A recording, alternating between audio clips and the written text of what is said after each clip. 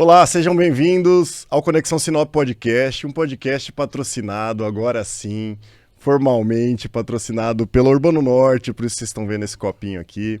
Urbano é um grande parceiro, Adriano Mioto esteve aqui, aliás, vale a pena assistir o podcast, é um podcast excelente, o episódio com o Adriano.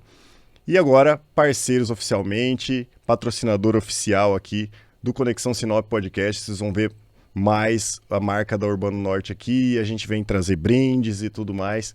Aguardem que virão novidades, né? Os anúncios também da Urbano Norte, o posto que tá para sair, enfim.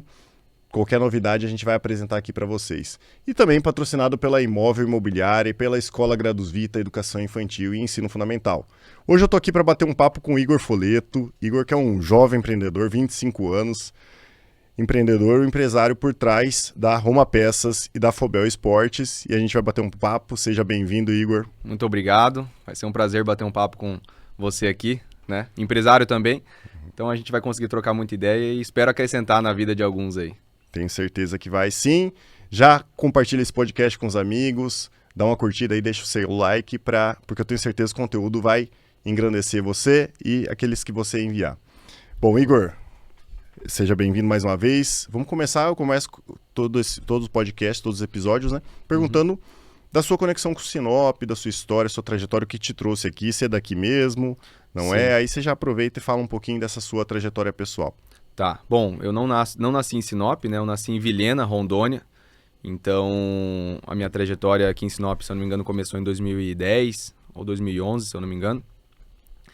E eu vim muito pra cá por conta dos meus pais mesmo, né? Mas pela mudança de cidade. A gente saiu de Vilhena, fomos morar em Sapezal, viemos para o Mato Grosso.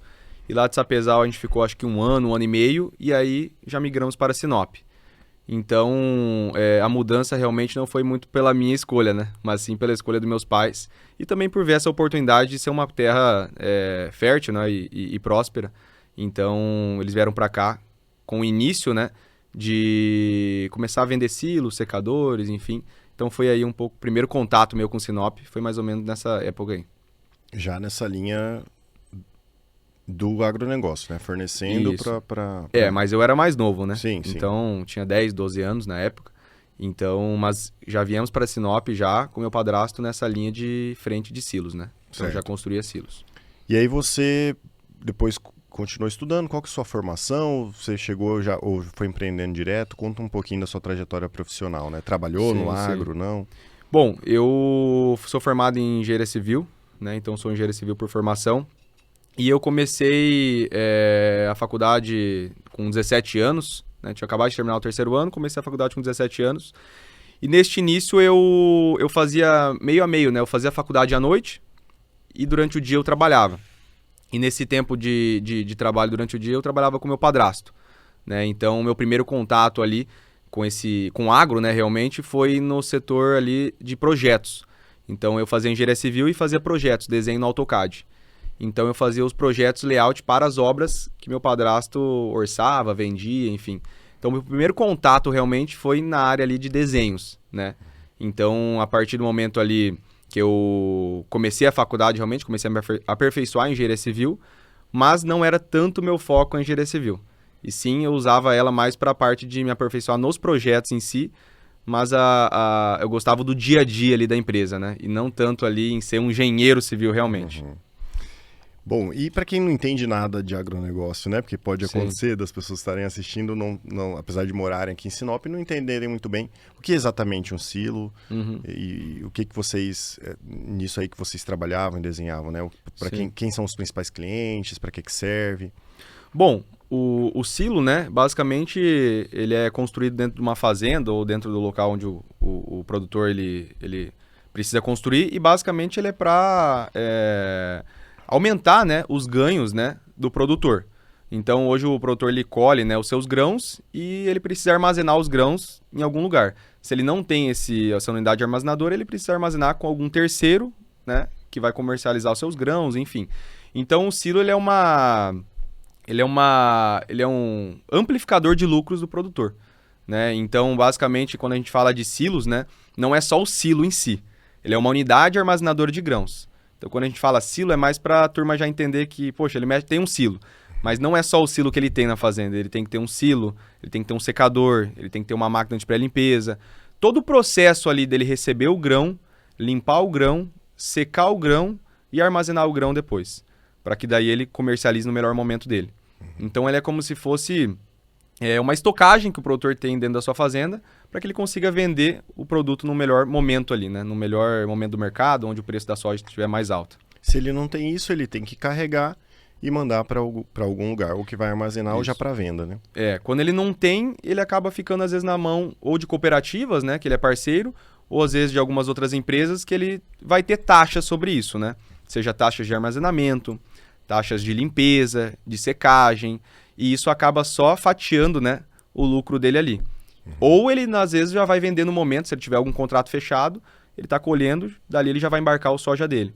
Então, às vezes, a gente sabe que na oferta e demanda, no momento da colheita, o grão vai estar num preço mais baixo, porque a demanda está muito alta, e aí ele acaba, às vezes, tendo que vender nesse momento, e não é tão atrativo, né, para ele, não vai ter ganhos tão altos conforme se ele fosse vender isso depois, né, no momento de entre safras ali, se ele manter armazenado o grão dele. Então, realmente um amplificador do lucro do produtor, né? Eu digo que não é um custo, é um investimento que ele faz na fazenda dele. Certo. E, enfim, você estava ali como engenheiro, atuando nessa área, mas não era, como você disse, não era o... Você percebeu que não era o seu lugar, né? Você queria estar mais voltado para o dia a dia do negócio. E aí, como que surge a Roma Peças? Em que momento? Como você decidiu tomar essa decisão de empreender e tudo mais? Que oportunidade você enxergou? Bom, a Roma Peças, né? Eu, como fazia os projetos para o meu padrasto, então ele fazia as obras e tudo, e sempre tinha, às vezes, o comentário que ele falava, poxa, se tivesse um pós-venda, uma empresa de peças aqui na região, porque muitas vezes vendia a obra para o cliente e ele perguntava, mas onde é que eu vou comprar as peças depois? Onde é que está o pós-venda aqui, né? Porque as empresas são tudo do sul, né? Então, com esses questionamentos, começou a amadurecer essa ideia. Então, a ideia realmente veio do meu padrasto, né? Dele plantar essa semente, necessita ter uma empresa de peça aqui na região.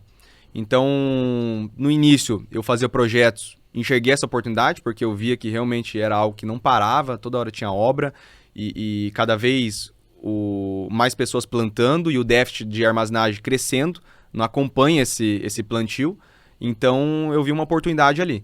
E ele apostou, né, em mim e meu sócio, né? Na época ali, mais ou menos, ele fez um investimento ali de comprar um estoque para nós de 50, 80 mil na época, de realmente falar, ó, gurizada, vou investir nesse estoque aqui para vocês começarem e aqui é carreira solo. E a gente financiou um terreno ali no Belo Horizonte. Então, nosso escritório ficava na frente do Atacadão e o terreno das peças lá no Jardim Belo Horizonte. Então, nesse primeiro momento, comprou as peças ali. Então, era estoque irrisório. Uma peça de cada, algo bem básico mesmo, assim, só para ter um susto ali, para caso um cliente vinha, tinha algo para mostrar. E aí começou comigo e com o João em lista de prospecção. Nós pegamos as listas de armazenadores do Google mesmo e começamos a ligar, se apresentar, seja a gente dividiu a BR-163, um lado para ele, um lado para mim, e eu e ele, como se fosse numa sala mesmo, um sentado de um lado, do outro do outro, ligando todo dia. Então, no início foi muito difícil, porque assim, o meu padrasto ele só deu esse primeiro impulso de pagar a questão das peças, mas depois os custos fixos começavam a aparecer, né? E sem venda a empresa não estava conseguindo pagar os custos. E aí começou a ter essas primeiras vendas, algo bem lento, e aí que a gente começou a realmente ver que o negócio era fértil, né? Então eu lembro até a primeira venda que foi para uma empresa aqui de Sinop, onde eu prospectava e ligava, e muitas vezes eles ficavam desconfiados, né? Porque eles passavam na frente lá do escritório, lá no Atacadão. Quando você fala em empresa de peças para silo, são peças grandiosas. Você imagina que vai ter uma empresa, algo ali que você vai entrar ali... Armazém. Vai ter ali realmente para ver. E era só um escritório na frente do Atacadão. E às vezes eu ligava muito, teve um cara lá de Brasnorte, eu ligava bastante. Pô, ele falou, cara, mas eu passei aqui passo na frente da sua empresa para ir pra fazenda e não tem nada, cara. O que você tá querendo me vender coisa aí? O pessoal tinha esse receio de a gente estar dando algum golpe, de não existir, porque eu falei, não, a nossa empresa ela fica com o escritório aqui, mas o nosso estoque fica lá no Belo Horizonte.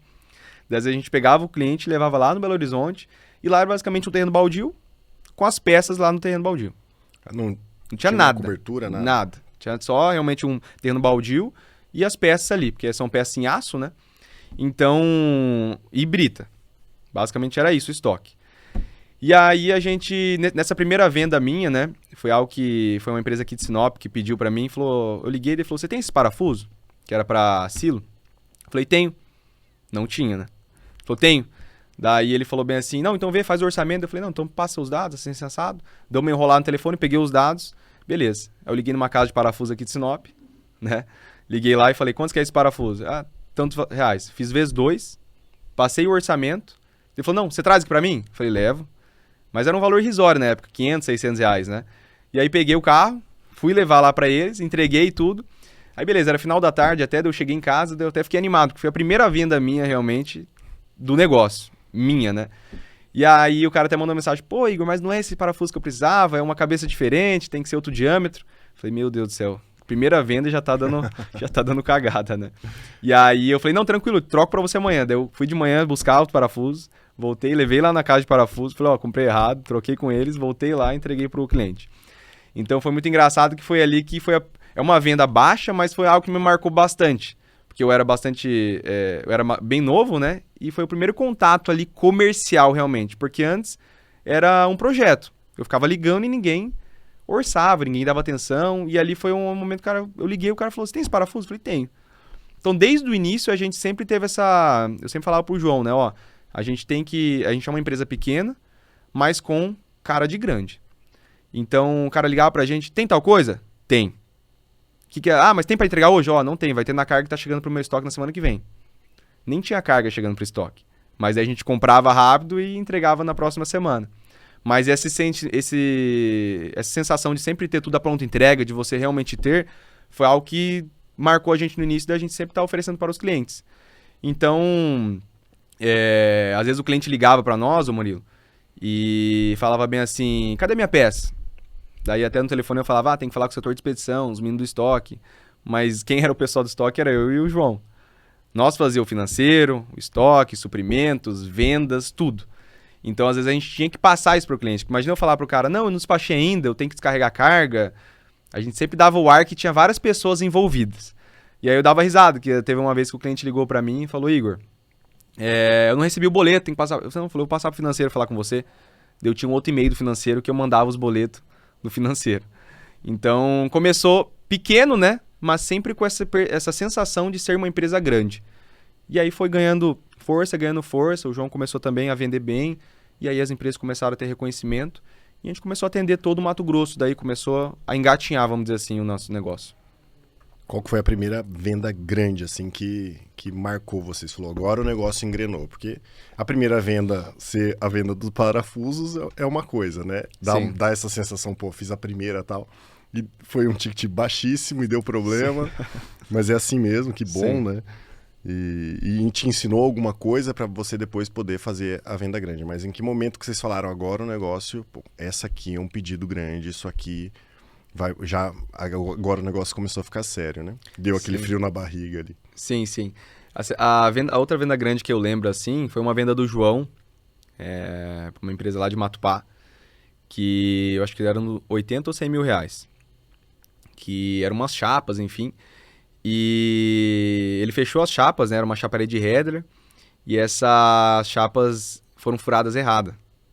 Então ele pediu uma furação, o cliente pediu para furar de uma determinada maneira, e por algum motivo, eu não sei qual que foi o erro lá, foi furado errado.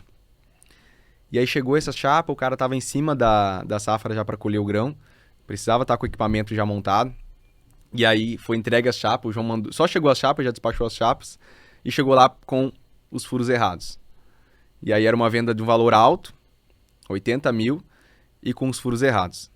E aí eu falei, João do céu, se a gente leva esse prejuízo agora... Porque a gente vendia já na intenção de receber para pagar as contas, né? Tava assim, algo no limite. Não tava sobrando e não tava faltando. E aí deu errado. O cliente ligou, pô, cara, as peças estão erradas, a furação tá errada aqui, como é que eu vou montar assim, assim, assado? Daí a gente falou, meu Deus do céu, cara, que bucha que a gente levou agora, né? Porque daí eu já pensei, eu falei, poxa, tem que pagar lá pra fábrica 40, 50 mil, não vou receber nada dessa chapa que estão errada, né? E aí deu a ideia de a gente refurar as chapas, né? Tipo assim, tinha uma furação, né, de 10 em 10, a gente refurou ali na furação que o cara precisava, daí teve furo dobrado. Mas ficou daí na furação que o cara precisava. Daí a gente pagou alguém pra ir lá com a furadeira e furar. Acho que na época o cara cobrou uns 5, 6 mil, furou e entregou para o cliente. Então, assim, foi marcante por conta, acho que mais do erro. Porque com esses erros a gente foi realmente aperfeiçoando. Hoje, tudo é feito via projeto, o cara tem que assinar o projeto para nós, tem que confirmar o projeto, porque às vezes a gente lida muito com pessoas que estão dentro da fazenda. Então o cara só fala, é esse valor aí, ó, só compra, fecha aí, fecha aí. Não, mas confere aqui pra mim. Não, tá ok, o peão lá da fazenda falou que tá certo. E aí a gente levou não só esse, mas alguns fumos por conta disso, né? Então a gente começou a implementar processo onde, ó, a gente só autoriza se for via e-mail, se for via ok, se for um responsável pela fazenda, tem que assinar aqui em cima, o proprietário, assim assado. E a gente começou a aperfeiçoar essas questões de produtos para não levar fumo, né, para dentro da empresa. Então acho que foi um aprendizado você ter tudo documentado, né? Via e-mail, via WhatsApp. A gente já teve casos de algo que marcou bastante, de empresas grandes, onde o gerente fechou comigo. Eu fui lá, comecei a produzir. E aí depois o proprietário me ligou e falou: mas quem que mandou fechar? Eu quero um desconto. Eu falei: não, mas já foi dado um desconto. O X pessoa me pediu um desconto. E ele falou pra mim: não, mas quem manda aqui sou eu. Ele não tá autorizado a comprar. Eu falei: tá, mas ele é um cara que faz parte da sua empresa, né? Ele entrou em contato, ele fechou, ele é o gerente. Ele já comprou em algumas outras vezes comigo. Volumes menores, mas já comprou. Não quero saber, não sei assado, ou se faz esse preço, ou não tem como fechar. E a gente fez o preço e ainda não fechou, né? Foi outro fumo que a gente levou também, produziu a peça e o cara não aceitou. Então, a gente começou a querer se blindar cada vez mais de problemas assim, onde tem que ter a assinatura do dono, tem que ter, a hora que for fazer o cadastro, o responsável, quem que vai comprar, para você evitar, porque isso são fundos de estoque, né? A peça vem, fica no estoque, é algo sob medida, muito específico. Então você acaba que fica ali, né, de mãos atadas, mas você sempre tem que olhar o que você precisa melhorar depois daquele problema, né? Então a gente começou a melhorar esse processo aí de anotar tudo, documentar e autorizações. Certo. E em que momento vocês começaram então como compra e venda de peças, né? Uhum. Então você intermediava ali esses Compra e negócios, venda. só compra e venda. Em que momento, e aí vocês evoluíram para outros serviços, né? Ou, enfim, outros tipos de produto, né? Eu sei que vocês têm a Roflex e a Granflex. Explica um pouco o que são cada um deles e que oportunidades vocês enxergaram para desenvolver esses outros negócios, né? Essas outras frentes. Sim. Murilo, uma pergunta que a gente sempre bate lá na empresa, em reuniões que a gente faz semanais, qual é o produto que meu cliente precisa hoje e que eu não tenho para entregar?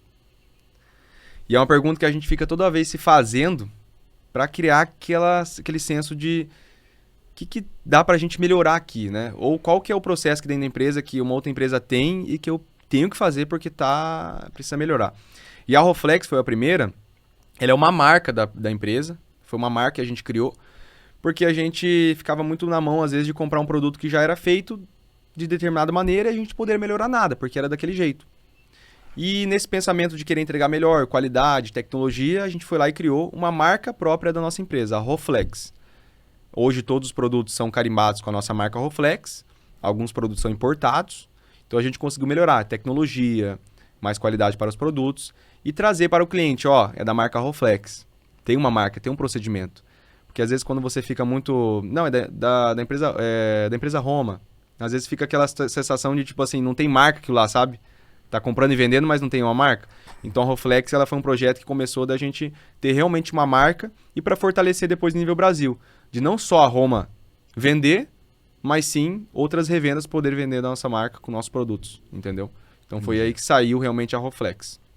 E a Granflex? E a Granflex, ela foi um projeto que iniciou, que ela é uma empresa de serviço. Ou seja, eu vendo a peça para silo e muitos clientes pedem para nós, né? Pediam, na verdade. Com quem eu monto? Você indica algum montador? Quem que monta essa peça para mim aqui? E aí que a gente toda vez indicava. E numa dessas reuniões que a gente pensou, o que é que meu cliente precisa hoje que a gente não está entregando, foi o serviço. Poxa, o cara vem aqui, compra a peça da Roflex, e eu estou indicando alguém para montar. Será que não dá para eu abraçar isso aqui também e trazer para mim? E começar também a fornecer o serviço? Ou seja, te entrego montado. Tá aqui. A peça montada, o orçamento da Roma e da Granflex. Então, aí que iniciou o projeto, de realmente fazer com que o cliente tenha a chave na mão. A peça instalada, feita, com montagem e tudo. Então, aí nasceu a Granflex, que é outra empresa do nosso grupo. É a tal da cauda longa, né? Você começar a agregar outras coisas e fornecendo outras, empilhando receita para o mesmo cliente, né? Vendendo mais coisas para o mesmo cliente. E eu não sei, mas eu imagino aí que com o serviço também se deve ter manutenção, tem? Fornece manutenção também, então você gera uma recorrência, né? Aquele cliente às vezes compra uma peça, são peças que vão durar muito tempo, né? Sim. Dificilmente vai dar problema, mas precisa de uma manutenção, precisa manter aquilo lubrificado, enfim, tem uma série de coisas, né? E você consegue, então, gerar receita recorrente dentro do seu próprio negócio, né? Isso é extremamente interessante. Sim. Bom, e aí a gente pula para um outro mercado totalmente diferente, não tem nada a ver com peça, com agro. Sim. Fobel, beach tênis, uma marca já de renome nacional, né? Famosa, que nasceu aqui em Sinop. Sim. Da onde que dá essa sinapse, né? Em que momento o empreendedor tem que ser meio doido, né? Tem. Se um cara tá mexendo com agro, tá fornecendo peça para silo, e de repente, não, acho que vou vender raquete para beach tênis, acessórios para esporte e tudo mais. Então, em que momento que dá esse tilt aí e surge um negócio novo, totalmente diferente, um ramo muito diferente? Bom, o que aconteceu, né, Murilo? A gente, quando eu já estava junto com a Camila, minha esposa atualmente, e a gente sempre teve a ideia de ter um outro negócio. Então eu tinha a Roma, na Roma eu sou sócio com o João, só que a gente sempre teve essa ideia de ter um outro negócio, né? A Camila queria ter um outro negócio junto também, ela era advogada, né? Atuava, e aí essa vontade de querer criar um outro negócio, e o beach tênis não foi algo que surgiu de primeira assim, né? Começou a ter o beach tênis aqui na cidade, a gente começou a fazer aulas de beach tênis, e nós estávamos bem nesses meses com essa sede de achar um novo negócio. E a gente estava procurando de tudo, desde aplicativo até algo que a gente estava pensando era criar um aplicativo. Eu estava enxergando alguma dor, né, no agronegócio, que era o quê? De mão de obra, contratação. E aí eu estava pensando em criar um aplicativo para fazer seleção de pessoas para a fazenda, de conseguir ajudar o produtor com essa seleção de mão de obra para a fazenda, né? Como se fosse uma empresa assim de contratação, né? E pensava, e a Camila às vezes falava, não, isso aqui não é um negócio, isso aqui não é. E a gente pensou várias coisas. E a Fobel, eu lembro até hoje, que começou, eu tava no meu quarto, à noite, tava mexendo no computador e procurando, eu tava tirando todo dia à noite para pensar sobre esse novo negócio. E aí eu comecei a pesquisar ali e apareceu um anúncio da raquete, porque eu comecei a fazer beach tênis. E apareceu um anúncio da raquete. Na hora que apareceu aquele anúncio da raquete, na hora, me veio na minha cabeça. Eu falei, eu vou vender raquete. Daí eu fiquei pensando, eu até mandei um áudio pra Camila, tem esse áudio até hoje, que eu mandei um áudio pra ela, eu falei, amor, achei o que a gente vai fazer. Nós vamos comprar raquete, nós vamos colocar nossa marca, vamos trazer aqui pra Sinop, é um esporte que tá crescendo e a gente vai ficar rico, falei pra ela na época. Ela até dá risada, né, porque era algo que parecia tão fácil. E aí, ela mandou, a partir do momento que eu falei pra ela, foi a primeira vez de tantas inúmeras ideias que ela pegou e falou, amor, eu acho que faz sentido.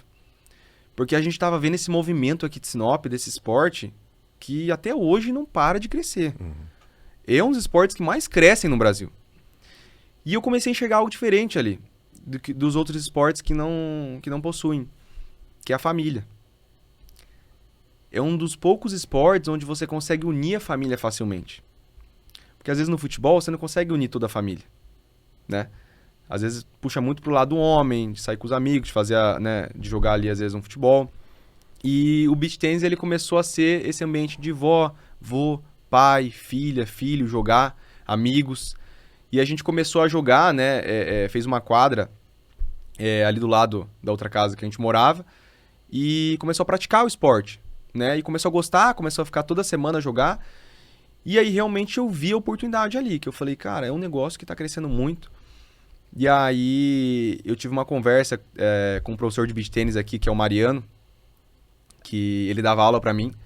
Que eu chamei ele e falei, Mariano, tô com essa ideia, o que você acha? E ele me entusiasmou bastante, né? Ele falou, Igor, eu acho que faz sentido. Que é um esporte que não para, não para de crescer. E aí começou essa ideia do beach tênis. Só que na época eu tava muito corrido com a Roma Pass. A Roma Pass me consome assim o dia inteiro, né? E Grand Flex, Roll Flex, é muita coisa, né? Lançando ao mesmo tempo. E aí a Camila morava em Sorriso. Então a gente teve a ideia, mas ficou aquela coisa morta por um tempo. De só conversando durante o final de semana. E a gente tava batendo muito em cima do nome.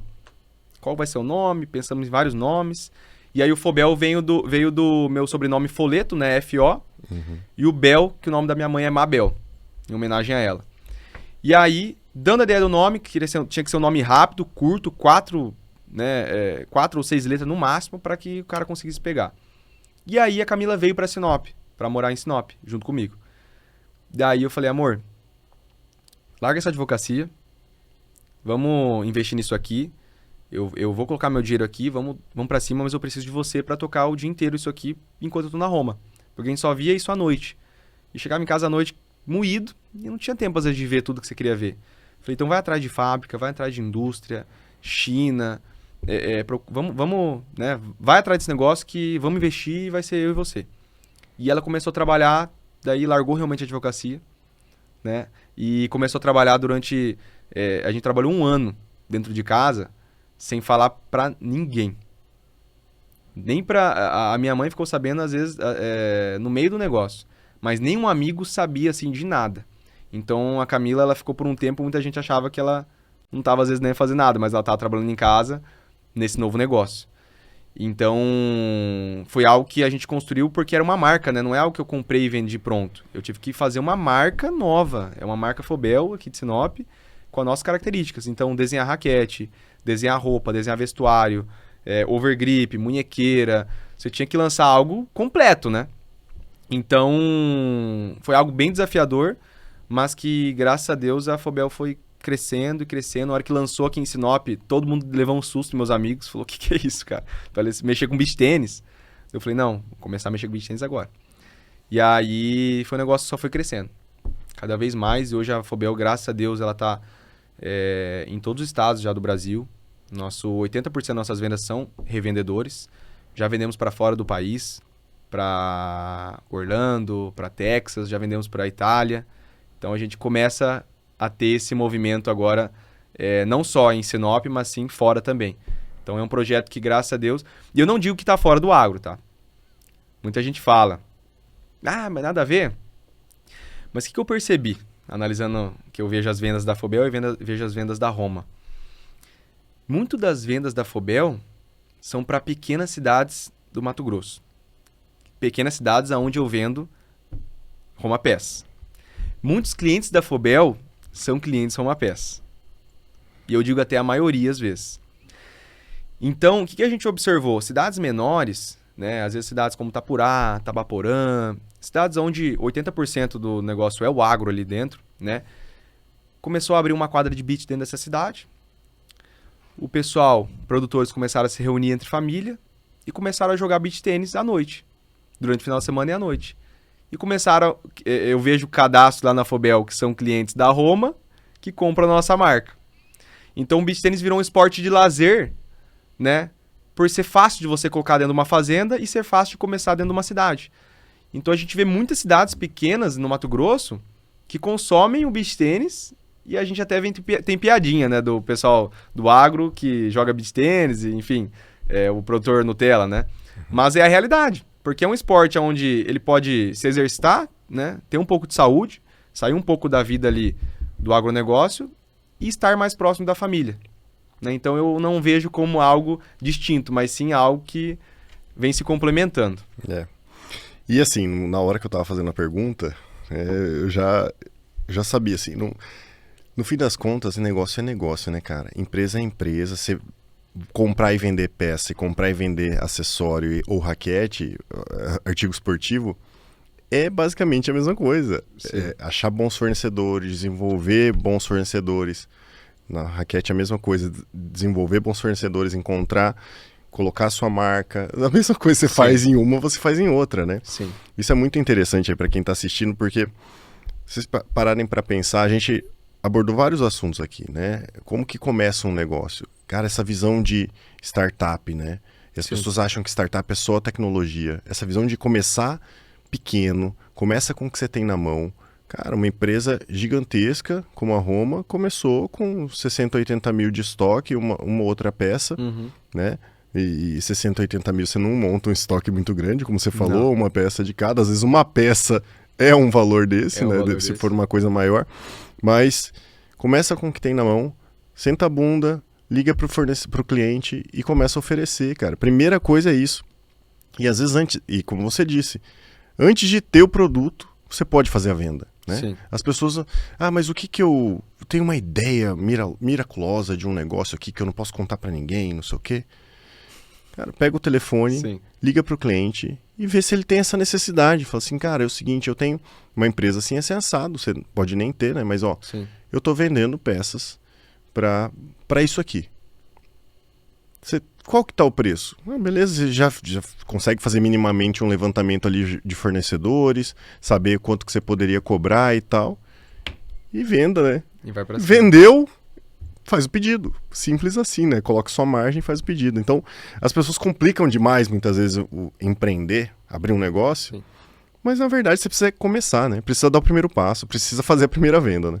Eu Foi acho isso que que vocês fizeram. eu acho que o principal, Murilo, se você faz muita conta, você não vai pra frente. Então, eu acho que assim, se lá no início eu ficasse pensando muito em tudo plano de negócio, o que vai acontecer, cara, eu não ia sair do chão. Porque você sempre vai olhar pro lado, às vezes, mais pessimista. É muita coisa que pode dar errado. Porque são duas pessoas que não entendem nada do negócio por enquanto. A gente está começando a vender peça, um exemplo. O conhecimento é vago, né? Você está começando aquele negócio, não tem dinheiro. Então é tudo que se algum consultor financeiro chegasse e falasse, faz, ele ia falar, não faz, pode quebrar. E eu acho que o empreendedor ele tem esse sentimento, né, de vencer, de ir para cima. Então eu acho que o principal é você vencer essa barreira do medo de ficar muito calculando as coisas e não fazer o negócio acontecer realmente. Então faz a venda mesmo que não tenha um produto no estoque.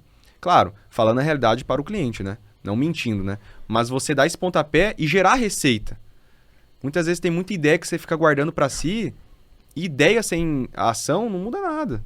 É uma simples ideia ali que às vezes para você é algo de milhões, mas na realidade às vezes não é nada. Então acho que o principal que faz a diferença é quem bota a mão na massa e faz acontecer. Não fica muito fazendo cálculo e vamos, porque eu acho que se eu ficasse muito nessa, eu não teria aberto Fobel, Roma, Granflex, Roflex, porque eu ia sempre estar ali agarrado. Claro, quando você começa a criar uma constância maior de investimento e tudo, aí sim você contrata uma consultoria financeira para fazer um planejamento se dá certo ou não dá, se você vai abrir um negócio. Mas eu acho que partindo do zero, é peito no peito e vai para cima que... aquela frase engraçada, né? Errado pode dar, porque é normal. Mas você tem que tentar, não adianta. Se você não tentar, você vai ficar ali naquela mesmice de sempre e não vai pra sempre. Não vai pra cima, né? Melhor feito do que perfeito, né? E começar, dar o primeiro passo, não dá pra ficar esperando, né? E é isso. A pequena venda, a venda do parafuso ali de R$600, ela vai ser importante pra você, né? Cara, precisa começar, precisa fazer a primeira, né? Então uma empresa que vende peça para armazém, como começou? Fazendo uma venda de parafusos. Essa é puta lição, né? Para quem tá assistindo, para quem tá ali travado e não consegue, tem uma ideia, mas quero abrir um negócio, mas não sei por onde começar, não sei como dar o primeiro passo. Cara, começa a fazer as ligações, que aí naturalmente o primeiro passo vai acontecer, né? Vai acontecer. Bom, uma outra coisa, o seu negócio é B2B, né?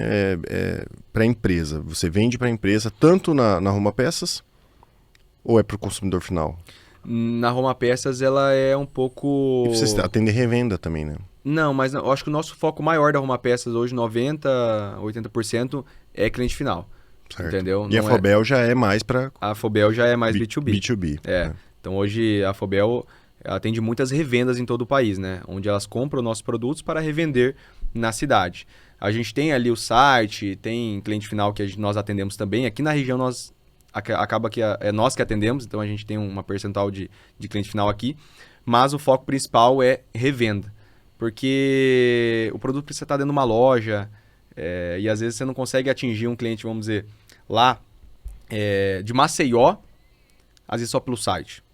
E às vezes ele vê a nossa raquete ou vê o nosso produto dentro de uma loja lá de Maceió, ele compra, porque ele conhece a loja na cidade e traz aquele senso de confiança, de segurança. Então hoje, a maioria das nossas vendas da Fubel é B2B. Então são dois processos de venda bem diferentes, né? Bem diferentes. Um é para consumidor final, produtor rural e tal, outro para esse cliente, para esse cliente que é uma empresa, né? Sim. O que você percebe de diferença nas equipes, processo, como é que é a abordagem, né? Eu imagino, ou é a mesma coisa, assim, de vendedores ali fazendo ligações para produtores, ou essa é mais eles que buscam, de onde que surge esse lead, e também em relação à Fubel, a gente já conversou um pouco em off, né? Mas tem essa questão de pegar a lista de empresas e começar a ligar e tudo mais. O que você percebe de desafios e vantagens de cada modelo de negócio, né? Tanto o B2C como o B2B. Bom, até uma coisa que foi uma dificuldade minha no início da Fubel, que eu implementei o mesmo processo da Roma de vendas na Fubel. E mesmo que às vezes é uma compra e venda, né? Você tem às vezes particularidades de cada negócio.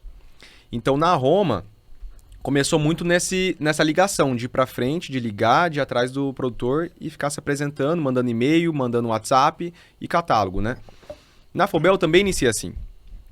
Só que não é o melhor tipo de venda nosso. Por quê? Porque é um pouco diferente de você ligar às vezes para uma fazenda e você ligar às vezes para uma loja. Então, a gente começou a ver essa dificuldade de nossos vendedores não conseguirem ter tanta sucesso, né?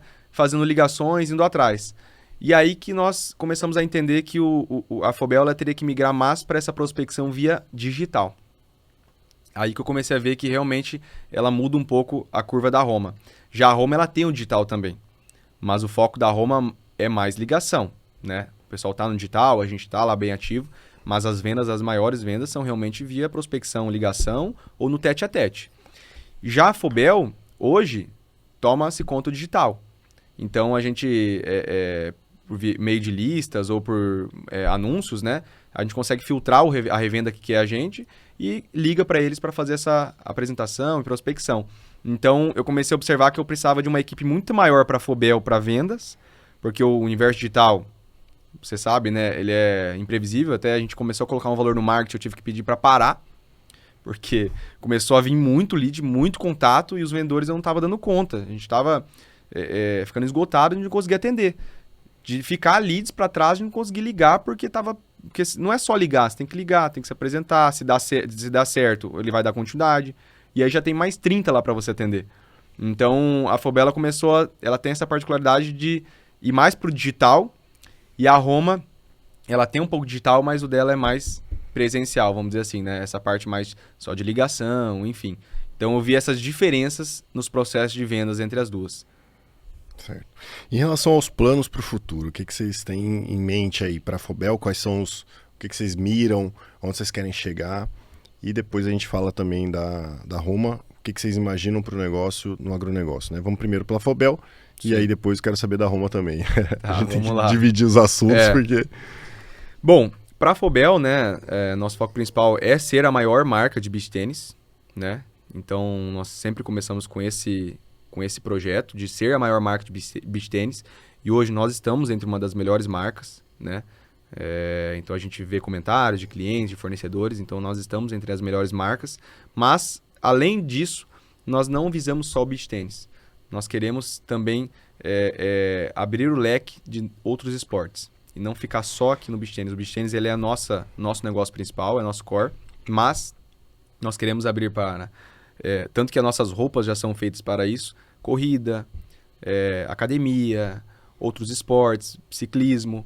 E não ficar só ali no beach tênis. E você conseguir trazer mais equipamentos e mais versatilidade ali para o nosso cliente. Então, primeiro, ser a maior marca de beach tênis e depois ampliar aí a nossa gama de produtos para outros esportes, conseguir atender realmente, porque o nosso slogan, né, é juntos em movimento, que é uma coisa que a gente sempre prega, de estar em movimento, seja nos negócios, seja na vida, seja na saúde, você sempre estar ali suando em movimento, trazendo esse senso de euforia. Então, a gente quer abranger todos os esportes, que não só o beach tênis é movimento, né, mas sim todos os outros esportes, desde a corrida, ciclismo, enfim. Então, a gente tem essa ideia de querer ser uma marca abrangente nos outros. Certo. Em relação a Roma Peças, qual que é o que vocês vislumbram aí pro futuro? Cara, até eu ia fazer um comentário quando a gente tava conversando. Eu lembro das análises, na época, acho que era o governo Dilma, 2013 e tal. Eu lembro claramente de ter visto uma análise que o cara falava assim, e sempre foi uma demanda, falou assim, ó, a demanda por silos, até teve um programa do governo, que era um negócio que tava um gargalo, assim, um pró-silos, alguma coisa assim, um programa do governo justamente para injetar grana, dinheiro subsidiado e tal, pra galera construir isso, porque sempre foi uma demanda muito forte, né, sempre ela não consegue acompanhar, ela não consegue acompanhar o desenvolvimento do agronegócio, né? Então ela sempre é um gargalo. A armazenagem até hoje né? Sim. Um gargalo. Então assim, era em 2010, ali 2013, sei lá, quando eu lembro que eu ouvi isso, falar assim, é um grande negócio, um grande ramo, mas ela continua sendo uma grande necessidade, né, do agronegócio brasileiro. Sim. O que vocês estão projetando aí para o futuro? Agora a gente está crescendo, vai crescer, tem uma oportunidade com essa guerra, Estados Unidos, guerra tarifária, né? Estados Unidos e China. Ontem a China subiu as taxas e já tinha um bloqueio contra os produtos do agronegócio, retalhando os produtos do agronegócio americano. Agora, mais ainda, né? Os chineses sobretaxando bastante coisa ali. Então o Brasil, o nosso agro vai voar nesse ambiente, se isso se manter, né? Se isso aí não for só uma jogada, que também tem essa análise, né? Pode ser uma jogada do Trump para sentar e negociar, como ele fez um acordo com a China no primeiro governo dele. E aí a China tem que comprar uma quantidade lá do agro deles e tal, então eles podem fazer um novo acordo, mas se isso se manter, se essa guerra tarifária se manter, o Brasil tem uma grande oportunidade e a Ásia, né? Agora a gente vai vender para Taiwan também, a nossa carne que não entrava no mercado vai entrar, então está surgindo um mundo de oportunidades. A Europa está querendo fazer acordo com o Mercosul, né? Já agora viu que tem a necessidade de fazer ainda mais esse acordo, porque os Estados Unidos está tendo a Europa também como um alvo principal ali na sua guerra tarifária, então o mundo está se abrindo para o Brasil, né? E Mato Grosso, o agronegócio precisa aproveitar essa oportunidade, vai crescer muito nessa linha, né? Então, o que você vislumbra aí? A Roma está enxergando isso? Já começou a receber mais ligações? Já chegou essa demanda? Como é que tá?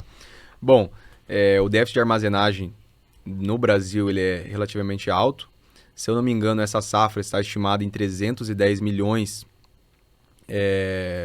de toneladas. E, se eu não me engano, a capacidade estática está entre 200. Né? Então, tem um déficit ali de 110, mais ou menos, milhões de déficit de armazenagem. E isso é um problema para o Brasil, né? Que você não consegue estocar, né, tudo que você produz. Né? Então, com base nisso, a gente tem grandes projetos para esse ano. Inclusive, nós vamos lançar uma indústria de silos aqui em Sinop. Então, a Roma ela trabalha só com a parte de peças e a Granflex com o serviço. E qual que era daí a pergunta que a gente sempre se fazia, né? Que o produtor hoje precisa, que eu ainda não estou entregando, eu não estou tendo condições de entregar. E era o que estava faltando, que era realmente o silo, o equipamento completo, a obra completa, que era o que a gente não tinha isso em mãos ainda para entregar. A gente indicava outras empresas, então a gente não tinha nenhum lucro com isso, ou não tinha nenhuma demanda. E aí a gente vai contornando isso agora com a abertura da Farm Silos, a nova indústria de silos aqui de Sinop. Então, nós estamos muito ansiosos, né, para começar, né, com esse novo projeto. E nós vamos estar presentes na Norte Show, né, com o nosso stand lá, para estar apresentando. E esse é o novo braço da Roma para a gente fechar o ciclo do atendimento 360 para o cliente. Que o nosso slogan da Roma é Soluções em Armazenagem de Grãos. Então, hoje ele vai conseguir entrar na minha empresa e ter um portfólio completo para eu atender ele em armazenagem de grãos. desde se ele quiser fazer uma ampliação na unidade dele, ou se ele quiser uma peça para a unidade dele, ou se ele quiser um serviço para a unidade dele. Então, com a Farmsilo, a gente vai conseguir ter um diferencial competitivo de ICMS, né, Murilo? Porque a gente sabe que as grandes empresas estão fora do Mato Grosso, nas indústrias de silo, e nós vamos estar aqui em Sinop presentes. Então, para os produtores aqui da região, né, do Mato Grosso, a gente vai ter esse diferencial de imposto e também frete, né? A gente vai estar aqui no coração do agronegócio com a indústria de silos. Então, além de preços competitivos e qualidade também. Então, o novo projeto da Roma desse ano é realmente a gente abrir agora para a linha realmente de unidades armazenadoras, da gente entregar uma obra completa para o cliente e não só atender o pós-venda, né, que é o que a gente fazia. Agora a gente vai começar lá no início, entregar um armazém completo para ele, depois atender com a Roma Peças no pós-venda e também a Granflex fornecendo serviço. Então a gente conseguiu fechar esse ciclo agora, né, e a gente está muito feliz realmente. Então quem quiser até acompanhar a Farm Silos, a gente vai estar presente na Norte Show nos dias 14 a 17 de abril. Bom demais. Bom, sucesso para vocês. Eu tenho certeza que vai ser. Não tem, o agronegócio não é brincadeira, né? O negócio voa mesmo. E tem essa demanda latente, cara. Então é certeza de sucesso. Parabéns. Obrigado. Para um cara de 25 anos, você tá saindo muito bem, né? Vem muita coisa pela frente aí, pelo jeito. Sim, sim. Eu sempre tive essa fome, né? De crescer, de estar em crescimento. E a minha esposa ao meu lado também, sempre junto comigo, me apoiando nos projetos. Então, e Deus sempre no comando, né? Então, eu acho que a gente sempre tem que estar pensando onde a gente pode melhorar. Se você se acomoda muito, você fica na mesmice e você não consegue expandir, né? Porque não adianta nada. A gente sempre foi uma empresa muito agressiva de metas, né? Os vendedores lá sabem. E se eu não trago ferramentas para que ele consiga aumentar esse faturamento dele, não adianta eu ficar cobrando meta. Porque uma coisa é a empresa ir crescendo, né? Mas se eu não tiver ferramentas para esse crescimento, não adianta nada. Então, alguma dessas ferramentas são: ou eu faço aquisição de uma nova empresa, para que eu consiga expandir meu faturamento, ou eu crio um novo produto, né? Vou trabalhar com algum outro produto, vou criar um novo produto para começar a vender, ou eu aumento a minha área de expansão. Vou abrir uma nova filial da empresa no Pará, em Rondônia ou em outra, né? Então eu tenho que pensar o que eu vou fazer para eu trazer mais faturamento, trazer mais rentabilidade para dentro do meu negócio. Então a gente começou a ver esse círculo para completar esse círculo das empresas e trazer essas ferramentas para os vendedores, né? E que a gente consiga fazer esse atendimento para o cliente. Então se você ficar sempre ali na mesmice, né, o concorrente ele vai te abraçar e vai passar para frente. Então você sempre tem que estar pensando lá na frente, né? Onde que eu estou deixando esse meu cliente na mão que eu posso ajudar ele, né? Certo. Ô Igor, mas esse conhecimento, ele não veio da engenharia civil. Da onde você busca conhecimento, como que você se formou gestor? Porque uma coisa é você ser empreendedor e na raça pegar, fazer ligação e ir aprendendo e tal. Mas essa visão de, as formas de expansão são essas aqui, você pode adquirir uma nova empresa, você pode expandir. Isso aí não vem intuitivamente, né? Sim. A formação do empresário mesmo, né? Do gestor, Igor, vem da onde? Assim, você fez pós-graduação, MBA, alguma coisa? Ou participa de grupos, fez cursos, ou é livro? O que você... Porque para o jovem que está ouvindo ali, ou para quem está ouvindo, entender que não é só também peito e raça, precisa de conhecimento, precisa de bagagem, de conteúdo mesmo para você ter esse profissionalismo e fazer uma grande empresa, né? Porque senão você fica amador sempre, né? Sim. De onde vem o conhecimento técnico por trás da gestão? Bom, eu não tive, assim, um curso que eu fiz no início que eu posso indicar, mas algo que eu indico para todo mundo, que é o conhecimento mais barato e que muitas pessoas não buscam isso: livro. Desde o início, quando eu comecei a arrumar peças, eu sempre li livro. Livro de negócio, livro de empreendedorismo, de Deus, de inteligência emocional, de como lidar com pessoas. E eu comecei a pegar gosto com isso.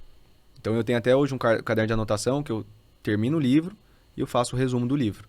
Anoto os principais pontos, para eu deixar ali sempre um caderninho, tipo um livro ali de conhecimento onde eu abro e eu vejo os principais pontos dos livros que eu li.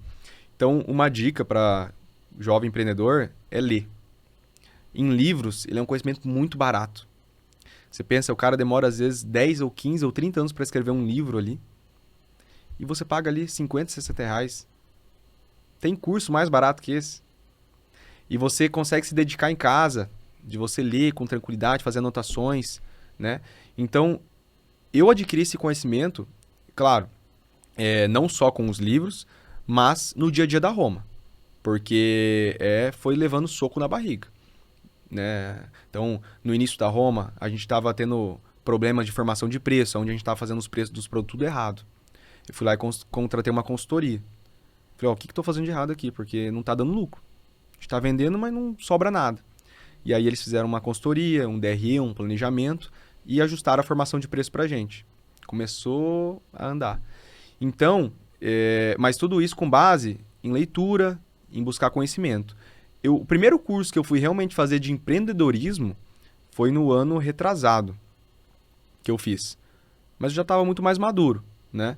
Então, se fosse para dar uma dica para os jovens lá do início, e é um curso caro também, né? Não foi nenhum MBA, foi apenas um curso que eu fiz lá em São Paulo, de gestão e negócio, e só que um curso caro. Mas eu acho que para quem está começando, cara, pega livro. Pega os livros onde você precisa melhorar, seja em vendas, seja em inteligência emocional, como fazer amigos e lidar com pessoas é um livro que eu indico para qualquer um. Até o título do livro é um pouco bobo, né? Como fazer amigos e influenciar pessoas, né? Mas é um livro que eu acho que foi um dos primeiros que eu li. E é um manual, cara.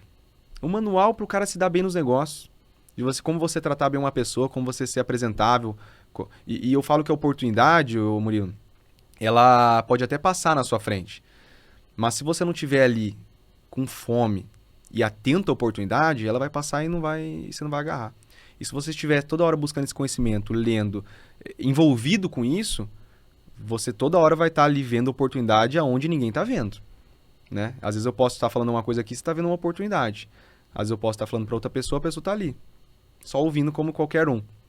Então a dica mais barata é livro. Eu acho que a chave do conhecimento é você realmente buscar em livros, pois é algo barato e que tem um conhecimento ali incalculável. É isso mesmo, o cara pega todo o conhecimento de uma vida, muitas vezes, e coloca num livro. E aí você não quer pagar 50, 60 reais para aprender com aquele grande especialista, né? Normalmente é isso.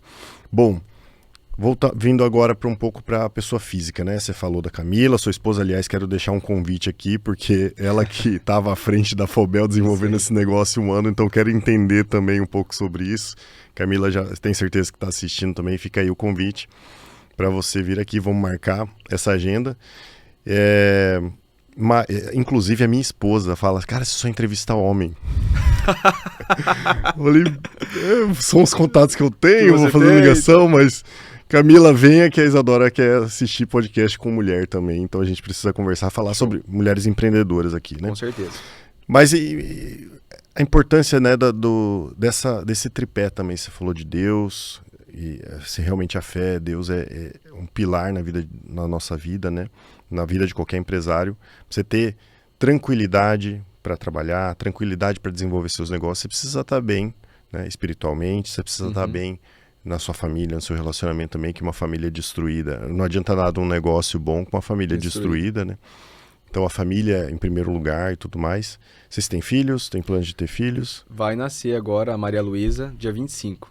A primeira bom. filha abençoada aí. Então a gente está muito ansioso para esse novo empreendimento também desse ano, né? Que então bênção. A gente fica muito feliz, cara. É a pessoa que você mais vai amar na sua vida, né? Não é bom demorar muito para conhecer mesmo, não. Que bom que você está tendo filho cedo. Essa é uma coisa. As pessoas perguntam de filho e tal. Eu quero ter o terceiro. Sim. Eu tô já no ouvido da minha esposa ali, ó. Vamos ter uma menina, Não sei se vê uma menina, né? Deus que manda e o que vier vai ser muito bem-vindo, eu tenho certeza. Mas eu gostaria de ter tido um pouquinho antes, sabe? Assim, tudo como Deus quer, né? Eu acredito muito também, eu tenho muita fé nisso, que tudo tem a sua hora, mas é bom demais, cara. E assim, é bom poder aproveitar cedo, isso é novo pra caramba. Ixi, tenha muitos. Eu falo com muita gente assim, comenta, tenha cedo, tenha cedo. Cara, é a melhor coisa do mundo. Não tem por que demorar pra conhecer a pessoa que você mais vai amar na sua vida. É muito bom. Mas sabe qual que é o problema disso? Muitas vezes as pessoas, por conta dos negócios, não têm um filho, né? Às vezes por conta, não é o momento. Minha carreira. E até eu e a Camila, a gente teve, na verdade, sem querer, né? Começou, né? Ela teve a gravidez, porém a gente perdeu. E nisso Deus tocou no nosso coração. Porque a gente tava muito negócio. E a gente não tava muito pensando em nós, sabe? De ter uma casa ou de ter, às vezes... Tudo que a gente ganhava era para reinvestir nas empresas.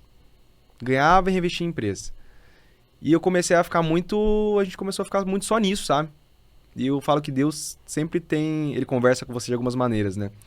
E essa perca, né, fez a gente refletir muito. De a gente voltar um pouco os nossos olhos, né, para a nossa família.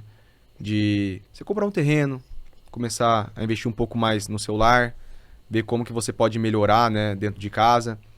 E deu aquele gostinho de querer ter um filho mesmo, porque a gente estava planejando para o outro ano. E não é no dia que você quer ou quando você quer, né? É quando Deus quer.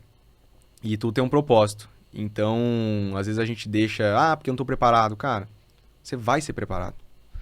Uma empresa tá de tal... Cara, se eu fosse fazer conta pra te falar bem assim, é o ideal ter um filho agora? Eu vou falar, não.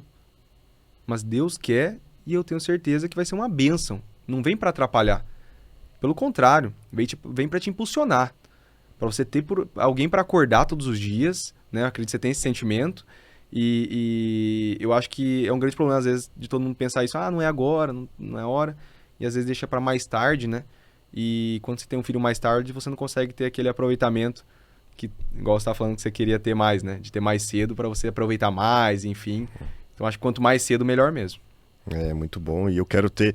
Cara, você vai ter oportunidade, privilégio. Você tem 14 anos a menos que eu. 17 anos a menos que eu. Sim. Você tem, eu acho. Não. Sei lá, depois a gente faz essas contas. Agora de cabeça não vai dar certo. Mas assim, você tem muitos anos aí, pelo menos 15 anos menos que eu. Cara, você vai ter muito mais disposição pra brincar com seus netos, pra curtir seus netos, sabe? Eu sou meio ansioso, né? Então eu já tô pensando lá nos filhos dos meus filhos, que eu quero ter o privilégio, eu peço a Deus que me permita ter, porque eu vejo os meus pais com meus filhos, cara. Não tem coisa mais gostosa, velho. É um amor, assim, é um negócio muito bom. Assim, pra mim... os momentos mais gostosos, assim, com os meus filhos são com os meus pais juntos, sabe? Porque eu vendo essas duas gerações, as pessoas que eu mais amo na vida, se amando também, sabe? Putz, é bom demais, cara. Não sei, eu até me emociono de falar. Mas assim, e eu quero ter isso, eu quero poder curtir os meus netos também, sabe? Eu quero que meus filhos tenham um filho cedo, eu vou estimular muito para que eles tenham um filho cedo, porque para eles não cometerem, não posso falar que é um erro, né? Mas assim, para eles não pensarem da forma como eu pensei, sabe? Essa questão mais materialista mesmo da vida, de você achar que tudo se resume a dinheiro e bens e tal, e que o filho é uma coisa para segundo plano, assim, sabe? A família é uma coisa de segundo plano, né? E assim, a minha vida teve muito mais sentido depois que eu tive meus filhos. E aí você tem realmente muito mais disposição, você tem muito mais vontade, você tem... E o filho traz prosperidade, cara. Sim. O filho traz prosperidade mesmo, sabe? Não é assim, tenha filho para ter prosperidade, não é essa a receita, mas, cara, você vai se desdobrar. Agora a gente está mudando de casa, por exemplo, os custos aumentaram muito e eu quero acordar mais cedo e eu quero poder oferecer aquilo para os meus filhos, para minha família, né? Essa maior qualidade de vida, uma casa melhor e tal. Eu quero manter isso e eu vou dar meu sangue para entregar mais para eles, né? Parabéns. É bom ouvir isso aí, é bom. Tenho certeza que você tá no caminho certo aí. Assim, a melhor escolha da sua vida, você vai ver que é a sua filha, Maria, né? Maria Luísa. Maria Luísa. Bom, então, voltando a essa questão de família, Deus e tal. Você participou do Legendários também, né? Recentemente. Sim. Tem uma onda aí, tá meio famoso esse negócio. O que é exatamente o Legendários? Conta um pouco dessa experiência. Bom, o Legendários, né, confesso que um amigo meu escreveu meu nome E a gente vê muita coisa na internet, e a internet, ao mesmo tempo que ela ajuda, ela piora muito, né? Então a gente vê muito comentário, coisas maldosas, coisas negativas, que você às vezes até fica com medo do que você vai enfrentar lá. Porque você fica pensando, a gente sempre pensa pelo pior, né, das coisas. E o Legendários, cara, ele é um programa que, na minha opinião, deveria ser obrigatório para todo homem fazer. Ali ele vai te moldar como homem, um homem da família, como eles trazem você como realmente o sacerdote da casa. O cara que vai prover, que vai cuidar dos filhos, que vai trazer essa segurança para dentro de casa. E eles falam muito no lema de família não abandona a família, né? De você realmente estar próximo à sua família. E eu presenciei milagres lá dentro do Legendários, com meus próprios olhos. E eu fui muito desconfiado, né? Então, ele é um programa onde ele não tem nenhuma bandeira... tanto que eu sou católico, fiz o Legendários, e eu saí de lá, assim, cara, transformado, realmente. Eu pude ver homens sendo transformados, e muitos problemas, né? Eles falam muito de não dar brecha por inimigo, né, Murilo? A gente, às vezes, no dia a dia, o inimigo está a todo momento querendo achar uma brecha dentro da sua família. E essa brecha, quem não pode deixar essa brecha abrir é o pai. Ele não pode deixar essa brecha para o inimigo. E qual que é essa brecha? É do pecado. Seja o homem cometendo pecado, seja depois o filho começando a cometer pecado por conta, às vezes, de dentro de casa. Então, eles falam muito dessa família. Então, ele te molda como homem. A questão de orgulho também, ele te molda quanto à questão de orgulho. E você realmente tem um encontro com Deus. Você conversa com Deus. Então, foi um momento onde eu pude me aproximar mais de Deus e realmente aumentar essa conexão com Ele. Então, é um programa que muita gente às vezes fala mal na internet, é modinha, enfim. Mas eu acho que se tratando de Deus, se for algo para melhorar, mesmo que seja moda, se é pro bem, faça, né? Agora, se for algo que é, né, para não dar certo ou que vai prejudicar, aí beleza. Mas é algo que vem crescendo muito no Brasil e eu fiquei impressionado, realmente. Então, eu fiz na semana passada e é algo que eu acho que deveria ser obrigatório para todo homem fazer, porque eu vi homens lá sendo transformados. Dentro de casa, dentro de família, perdões, né, entre famílias. Então, eu acho que eles pregam muito essa questão de família não abandona a família, né? Dessa unção, dessa união.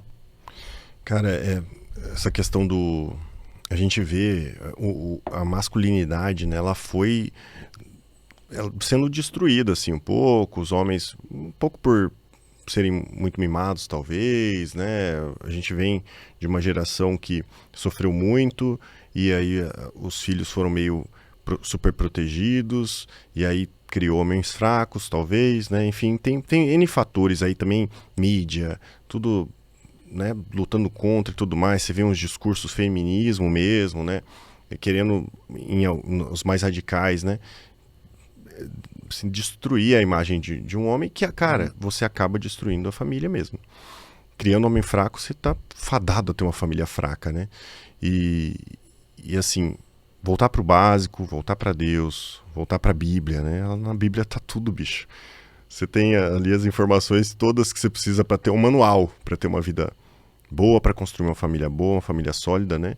E de cada um ter seu papel, né? O homem tem o lugar dele dentro da família, realmente ele é o chefe, ele é o cara que precisa prover, é o cara que precisa proteger, não pode ser um cara medroso. Esse negócio de não ter filho, cara, é medo, é covardia, é muito homem fraco mesmo, covarde, que fica nesse discursinho de que, eu não vou ter condições, eu não vou ter... Cara, mete a cara, simplesmente faça um filho e vá pra frente, né?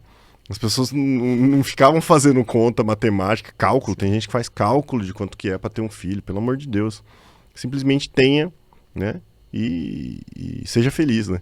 Enfim, então, graças a Deus a gente tá vendo uma revolução nesse sentido, né? A gente agora, eu sou católico também, agora na quaresma tô rezando o terço todos os dias e tal. Cara, meu filho sabe recitar a abertura ali, a introdução do terço, decorou antes de mim. Eu tenho que ler e ele sabe? Então, assim, eu quero rezar o texto pro resto da minha vida agora, todos os dias, sabe? Como Maria pediu, não quero ficar mais fazendo não é só um exercício que eu tô fazendo na quaresma, eu quero fazer agora pro resto da minha vida toda. Eu quero que meus filhos desenvolvam esse hábito, sabe? Então, assim, é uma busca que só cresce se você faz esse movimento. E realmente o inimigo, ele quer destruir sua família e ele não vem com um discursinho, com cara feia. O demônio não tem cara feia, não tem propostas indecorosas, escolhas ruins. Pelo contrário, ele vem te trazer aquelas boas, que pro mundo, né, são boas, mas aquela coisa de...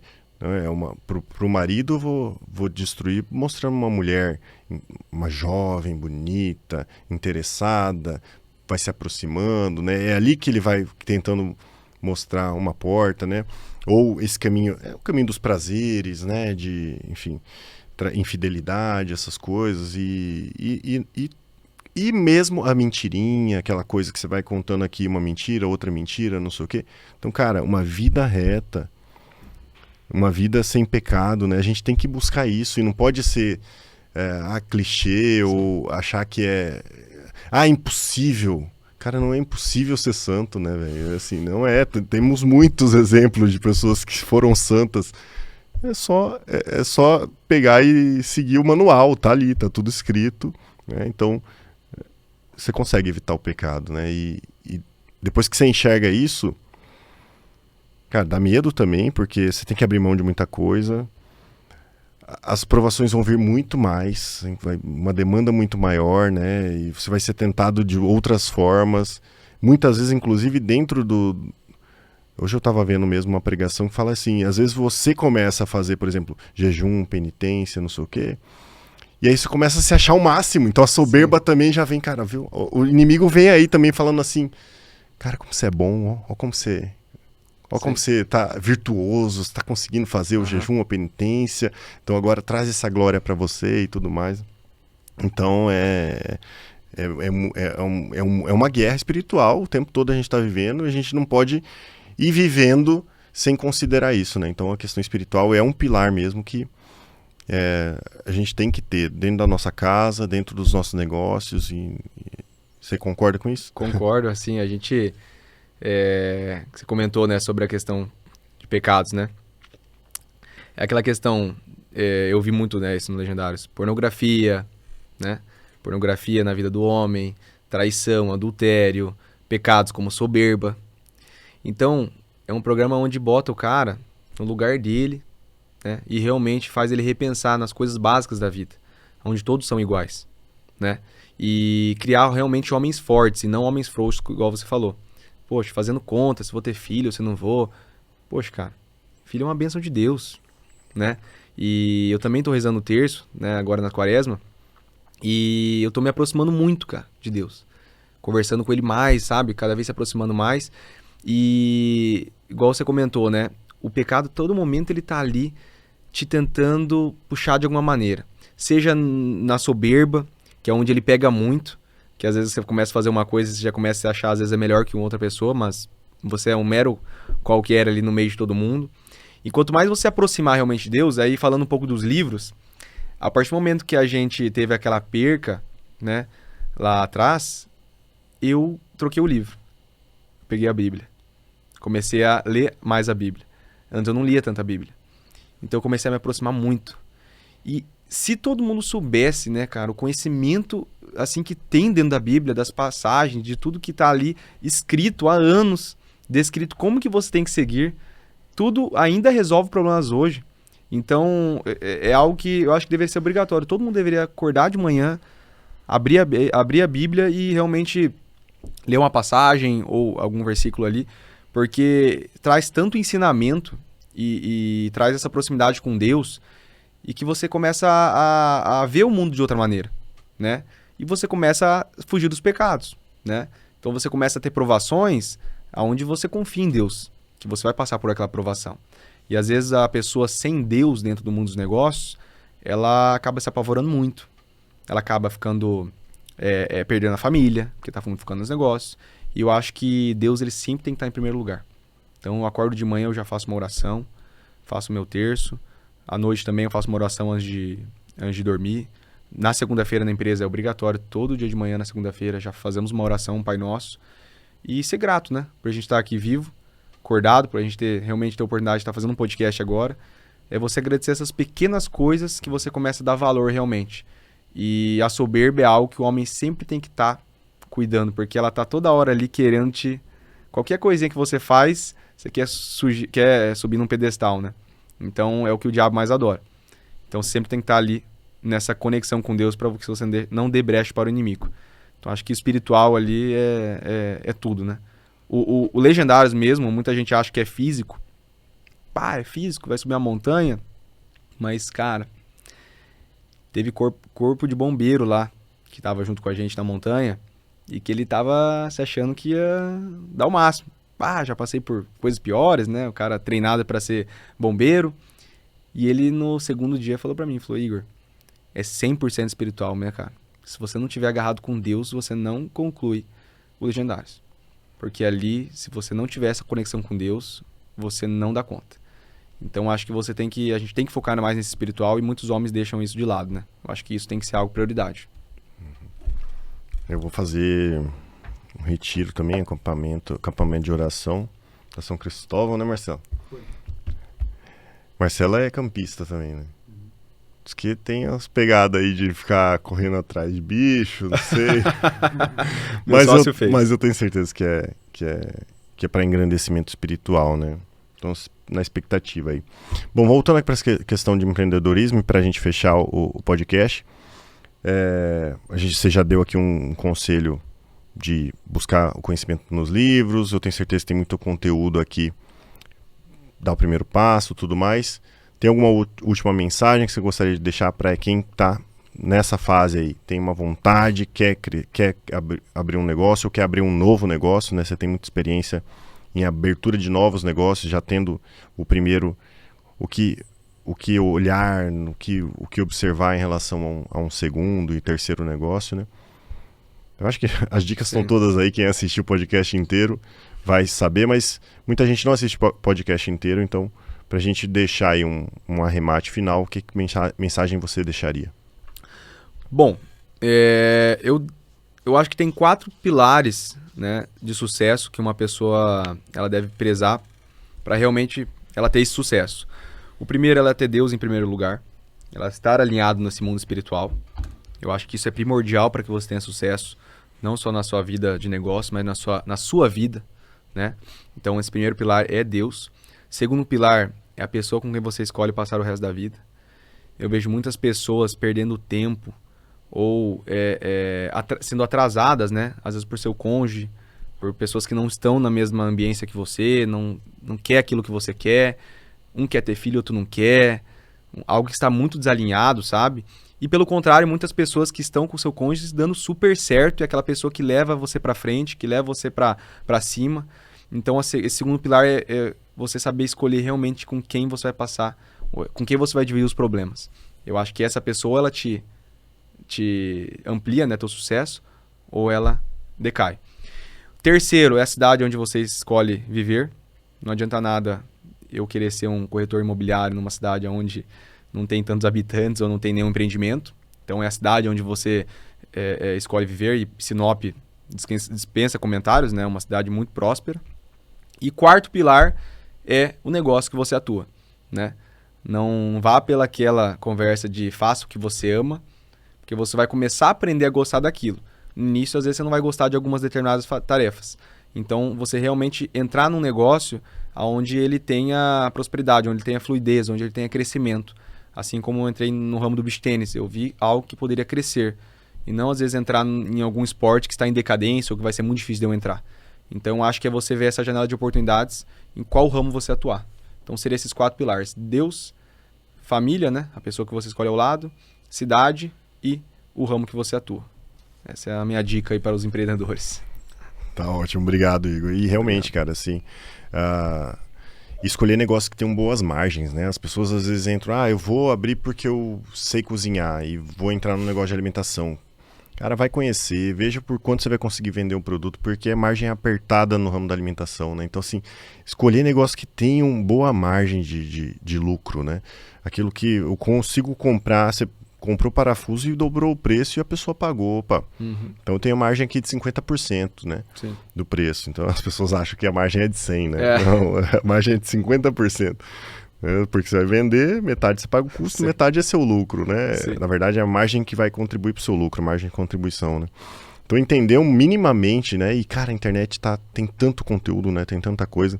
E só um outro comentário que eu fiquei quieto aqui para não interromper, mas o beach tênis, a gente começou a jogar também, a minha esposa, e é um negócio assim, foi o esporte que eu adotei justamente por isso, porque eu gosto de basquete mesmo, meu negócio é basquete. Eu jogo basquete, jogo bem, me garanto, sabe? É um negócio que eu gosto muito. Sim. Mas, cara, era um transtorno pra minha família, porque o basquete acontece à noite, a gurizada que joga são estudantes, não tem muito... tem, lógico, cara da mesma fase que eu, mais velho, que jogam Master e tal, só que aí uns horários assim, domingo cedinho, domingo de manhã, tem um jogo... Pô, domingo eu quero acordar mais tarde. Enfim, era difícil demais de encaixar na agenda, sabe? E a família fica lá em casa e a mulher fica brava, de bico, porque você tá jogando.